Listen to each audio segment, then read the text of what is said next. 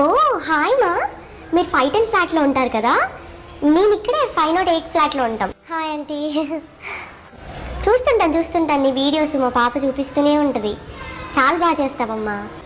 Nice dress. బయటికి వెళ్తున్నట్టున్నా? Yeah aunty, బయటికి వెళ్తున్నాను. మా అమ్మాయి వీకెండ్ వస్తే ఇంట్లోనే అమ్మా. అదే నేను పూజకని లేస్తూ ఉంటాను కదా, తులసికోటకు పూజ చేస్తుంటాను. 4 o'clock కనిపిస్తూ ఉంటాను.